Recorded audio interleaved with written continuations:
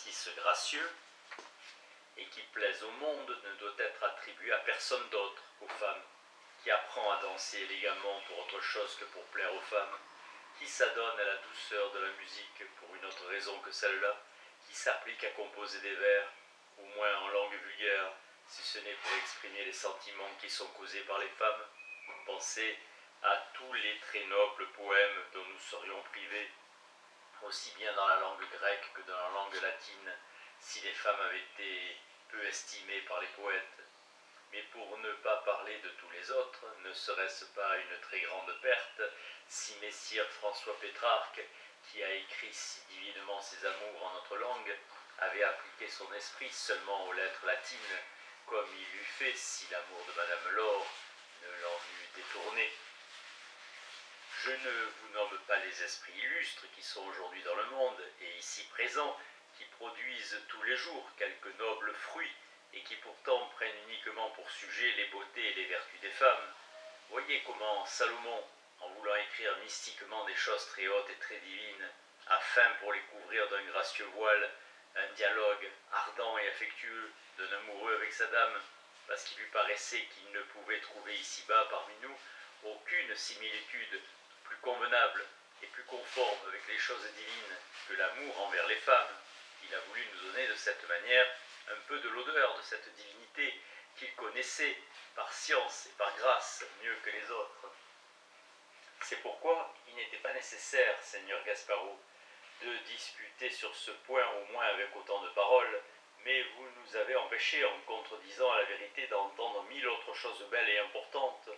touchant la perfection de la dame de palais. Je crois, répondit le Seigneur Gasparot, que l'on ne saurait dire autre chose sur ce point. Pourtant, s'il vous semble que le Seigneur magnifique ne l'a pas suffisamment paré de bonne qualité, la faute n'en revient pas à lui, mais à celui qui a fait qu'il n'y a pas davantage de vertu dans le monde, puisqu'il lui a donné toutes celles qui y sont. Vous verrez, dit Madame la Duchesse en riant, que le Seigneur magnifique en trouvera bien encore quelque autre. En vérité, Madame, répondit le magnifique, il me paraît que j'ai suffisamment parlé, et quant à moi, je me contente de cette dame que j'ai décrite, et si ces seigneurs ne la veulent pas faite de cette façon, qu'ils me la laissent. Chacun s'étant tu à ce moment, messire Federico dit, Seigneur magnifique, pour vous inciter à dire quelque autre chose, je veux vous faire une demande touchant ce que vous avez voulu, que ce soit la principale profession de la dame de palais.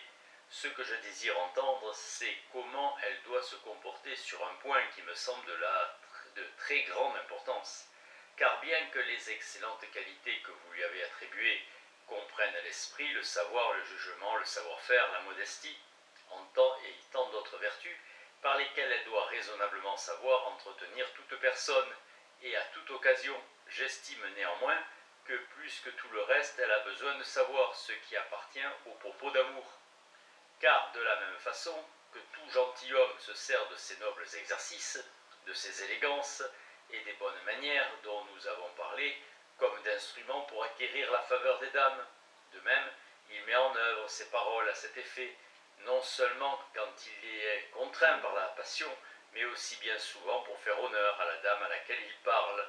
parce qu'il semble que montrer qu'il aime est un témoignage qu'elle est digne de cet amour, et que sa beauté et ses mérites sont tels qu'ils obligent chacun à la servir. C'est pourquoi je voudrais savoir comment cette dame, dans une occasion de ce genre, doit se comporter avec discernement, comment elle doit répondre à celui qu'il aime vraiment, et comment à celui qui fait semblant. Si elle doit faire comme si elle ne comprenait pas, si elle doit répondre à l'amour, ou bien le refuser, et comment elle doit se gouverner. Il faudrait d'abord, dit alors le Seigneur magnifique, lui apprendre à connaître ceux qui font semblant d'aimer, et ceux qui aiment vraiment. Ensuite, pour ce qui est de répondre ou non à l'amour, je pense qu'elle ne doit pas se laisser gouverner par la volonté d'autrui, mais par la sienne propre. Montrez-lui donc, dit Messire Federico, quels sont les signes les plus certains et assurés pour discerner l'amour faux d'avec le vrai, et de quelles preuves elle doit se contenter pour être bien sûre de l'amour qui lui a été témoigné. Je ne le sais pas, répondit le magnifique en riant, parce que les hommes sont aujourd'hui si rusés qu'ils font une infinité de faux semblants, et pleurent parfois alors qu'ils auront grande envie de rire. C'est pourquoi il faudrait les envoyer dans l'île de la Constance sous l'arc des loyaux amants. Mais afin que madame, que je dois protéger particulièrement, puisque je l'ai créée, ne tombe pas dans les erreurs que j'ai vu commettre à beaucoup d'autres, je dirais volontiers qu'elle ne doit pas se laisser facilement persuader qu'elle est aimée, et ne pas faire comme certaines qui non seulement ne feignent pas de ne pas comprendre ce qui leur parle d'amour, encore que ce soit à mot couvert, mais même dès le premier mot acceptent toutes les louanges qui leur sont données, ou bien les rejettent d'une certaine manière qui est à l'adresse de ceux à qui elles parlent une invitation à les aimer, plutôt qu'à se retirer. C'est pourquoi la manière de se comporter dans les propos d'amour, dont je veux que madame de Palais se serve, sera de refuser de croire toujours que celui qui lui parle d'amour l'aime pour autant, et si le gentilhomme est, comme il arrive souvent, présomptueux, et qui lui parle avec peu de respect, elle lui donnera une réponse telle qu'il saura clairement qu'il lui cause du déplaisir. Mais s'il est discret, et qu'il use de propos réservés en parlant d'amour à mots couverts, de la manière honnête que je pense emploierait le courtisan que ces seigneurs ont formé, la dame fera semblant de ne pas comprendre et tirera ses paroles vers une autre signification, en cherchant toujours de façon modeste et avec le jugement et la prudence que l'on a déjà dit lui convenir, à changer de sujet. Mais si le propos est tel qu'elle ne puisse faire semblant de ne pas comprendre, elle tournera le tout en plaisanterie, en faisant mine de prendre le discours qu'on lui tient pour une manière de l'honorer plutôt que pour ce qu'il signifie vraiment, en abaissant ses mérites et en attribuant à la courtoisie du gentilhomme les louanges qu'il lui donnera. Et par ce moyen, elle se fera considérer comme sage et sera mieux à l'abri des tromperies. Voilà donc comment il me semble que la dame de Palais doit se comporter dans les propos d'amour. Seigneur magnifique, dit alors messire Federico, vous parlez de cela comme s'il fallait que tous ceux qui parlent d'amour avec les femmes fussent des menteurs, cherchant à les tromper. S'il en était ainsi, je dirais que vos enseignements sont bons. Mais si le chevalier qui entretient une dame aime véritablement et ressent la passion qui afflige tant, parfois les cœurs humains, ne considérez-vous pas dans quelle peine et dans quelle calamité mortelle vous le mettez, quand vous voulez que la dame ne croie jamais aucune chose qu'il puisse dire à ce propos. Les serments, les larmes, et tant d'autres signes ne doivent-ils donc avoir aucune force? Prenez garde, Seigneur magnifique, que l'on estime qu'outre la cruauté naturelle que beaucoup de ces femmes ont en elles, vous leur enseignez à être encore plus cruelles. J'ai parlé, répondit le magnifique, non pas de celui qui aime, mais de celui qui tient des propos amoureux, dans lesquels le point le plus nécessaire est que jamais les mots ne viennent à manquer. Là où les vrais amoureux ont la langue aussi froide, ils ont le cœur ardent et parlent en s'interrompant souvent avec de soudains silences. C'est pourquoi il ne serait peut-être pas faux de dire « qui aime beaucoup parle peu ». Au demeurant, je pense que l'on peut donner à ce sujet de règles certaines, à cause de la diversité des mœurs des hommes, et je ne saurais rien dire d'autre, sinon que la dame doit être bien prudente, et avoir toujours en mémoire que les hommes peuvent montrer qu'ils aiment avec beaucoup moins de danger que les femmes. Seigneur magnifique, dit le seigneur Gasparo en riant, ne voulez-vous pas que votre si excellente dame aime, elle aussi, quand elle sait qu'elle est véritablement aimée, attendu que si le courtisan n'était pas aimé de retour, il n'est guère croyable qu'il continuerait à l'aimer, et ainsi elle serait privée de nombreuses faveurs, et principalement de cet hommage, et de cette révérence avec lesquelles les amants honorent et adorent presque la vertu des femmes qu'ils aiment. Je ne veux pas lui conseiller cela, répondit le magnifique. Je vous dis bien qu'à mon avis, l'amour, comme vous l'entendez maintenant, convient seulement aux femmes non mariées. Car quand cet amour ne peut finir par le mariage, il est nécessaire que la femme en ait toujours le remords et le tourment que l'on a des choses illicites et qu'elle se mette en danger de souiller ce renom d'honnêteté qui lui importe tant. Cette opinion, Seigneur magnifique, répondit alors messire Federico, en riant, me paraît bien austère, et je pense que vous l'avez apprise d'un de ces prédicateurs qui font des reproches aux femmes qui sont amoureuses des laïcs pour en avoir eux-mêmes une meilleure part. Et il me semble que vous imposez des lois trop dures aux femmes mariées, parce qu'il y en a beaucoup à qui, sans cause, leur mari porte une grande haine et les offense gravement, parfois en aimant d'autres femmes, parfois en leur causant tous les déplaisirs qu'ils peuvent imaginer. Certaines sont mariées de force par leur père à des vieillards malades, affreux et répugnants, qui les font vivre dans une misère continuelle. S'il était permis à ces femmes de divorcer, de se séparer de ceux avec lesquels elles sont mal conjointes, on pourrait peut-être ne pas admettre qu'elles en aimassent d'autres que leur mari. Mais quand, à cause des étoiles ennemies, ou de la différence des complexions, ou de quelque autre accident, il advient qu'au lit, qui devrait être le nid de la concorde et de l'amour, la maudite furie infernale répand la semence de son venin, qui produit ensuite le dédain, le soupçon et les poignantes épines de la haine, qui tourmentent ces âmes malheureuses, cruellement attachées par une chaîne indissoluble jusqu'à leur mort. Pourquoi ne voulez-vous pas qu'il soit permis à cette femme de chercher quelque soulagement à un fléau qui l'accable, et de donner à un autre ce que non seulement son mari méprise, mais a en horreur? Je pense bien entendu que celles qui ont des maris accordés à elles, et qui les aiment, ne doivent pas leur faire offense, mais les autres, en n'aimant point qui les aiment, se font offense à elles-mêmes. Elles se font plutôt offense à elles-mêmes et en aimant d'autres que leur mari, répondit le magnifique. Pourtant, parce que très souvent il ne dépend pas de notre volonté de ne pas aimer. S'il échoue à la dame de Palais l'infortune que la haine de son mari ou l'amour d'un autre la presse à aimer, je ne veux pas qu'elle accorde à son amant aucune autre chose que son cœur, ni qu'elle lui fasse aucune démonstration certaine d'amour, par des paroles, par des gestes ou par un autre moyen, lui donnant l'assurance d'être aimé. Alors Roberto de Bari dit en riant: « J'en appelle, Seigneur magnifique,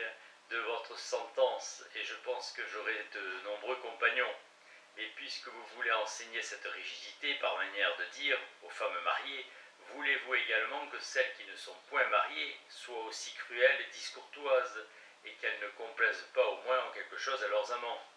Si Madame de Palais, répondit le Seigneur magnifique, n'est pas mariée, si elle doit aimer, je veux qu'elle aime quelqu'un avec qui elle puisse se marier, et je ne considérerai pas comme une faute qu'elle lui montre quelques signes d'amour. À ce sujet, je veux lui enseigner une règle générale en peu de mots, afin que plus aisément elle la garde en mémoire, et qu'elle fasse toutes les démonstrations d'amour à celui qui l'aime, excepté celles qui pourraient amener le cœur de l'amant à espérer obtenir d'elle quelque chose de déshonnête. Et il faut qu'elle soit très attentive à cela, parce que c'est une faute dans laquelle tombe une infinité de femmes, qui à l'ordinaire ne désirent rien de plus que d'être belles, et parce qu'avoir de nombreux amoureux leur paraît être une preuve de leur beauté, elles mettent tout leur soin à en gagner le plus qu'elles peuvent. C'est pour cela qu'elles se laissent souvent aller à des conduites peu modestes,